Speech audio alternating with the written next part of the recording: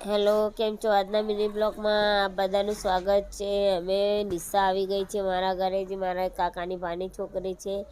અને અમે બહાર જઈ રહ્યા છીએ જમવા માટે, કેમ કે એક જગ્યાએ ભજન હતા, ત્યાંથી અમારે આમંત્રણ આપ્યું હતું, તો અમારે જવું જરૂરી હતું. તો અમે ત્યાં જવા માટે નીકળી ગયા છે.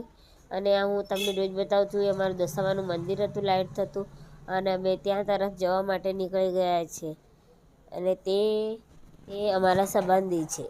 હવે અમે ત્યાં આવી ગયા છે, અને ત્યાંથી હવે અમે જમવાનું લઈ લઈશું અને જમી લઈશું. વિપુલ આવી ગયા છે મારા માટે થાળી લઈને, હવે હું જમી લઈશ.